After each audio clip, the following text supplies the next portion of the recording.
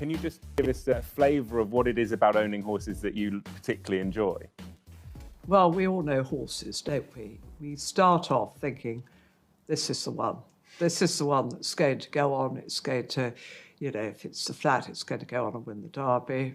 Jumping, this is definitely going to win the Gold Cup. So you all start with great hope. And then, as it goes on, your hopes are shattered bit by bit. So, as you know, I had Carntop, who was a beautifully bred horse and showed every sign of promise to start off with and was second in the Derby trials. So very excited about that, and we decided not to run him in the Derby. We decided to run him at Ascot, and then things started to go downhill after that. I remember the excitement of getting him to Ascot, and then I think he finished very nearly last, but he went backwards, and then I think we sent him jumping, and he started off with great aplomb and won his first 2 races. But if anything got near him, he panicked. He didn't want to know. So he sort of dug in his toes and gave up.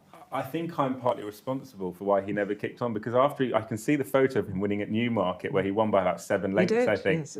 And I thought, that's the best horse I've seen since Frankel or something. I thought, this is it. This is the Derby winner. So I tipped him up everywhere, and that's just, I'm sorry, but that's the curse of all curses. That's so Oli's curse. Thank you very much for that. I'm so sorry. We might have, who knows what would have happened if you hadn't tipped him. Would have been the Derby winner.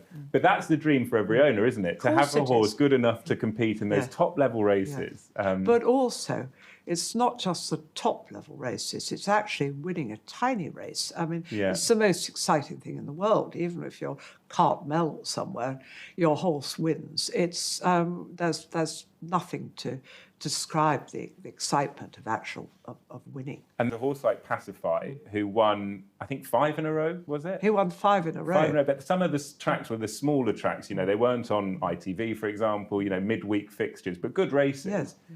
Were you able to get as much enjoyment out of the smaller midweek meetings as you would a Saturday I mean, the fixture? sad thing was a lot of them I couldn't get to, but I did get to Kempton and watched him win a race there, which was thrilling.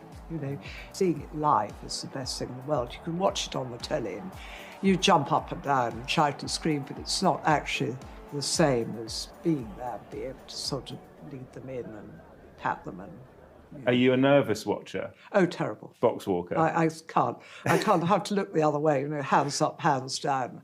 I don't know what I'd do if it was a really big race. I think I'd have to go and sit by myself. Have you got many horses in training now? And do you have plans to keep having horses in training? I'd like to have a lot in training, but I've got a couple in training at the moment. One nice Kingman filly, which, fingers crossed, we're hopeful about, but she hasn't run yet. So I hope sort of end of the month she might make an appearance. Do you have the name for the Kingman filly? Yes, she's called Signature. Signature, I like that. I'm surprised that's not already taken. She's, dark swan. Oh, brilliant. Yeah, so I'm Signature with a C rather than... Oh, lovely. I thought I'd shove in the signet bit. Well, we'll tell our viewers to keep an eye out for that.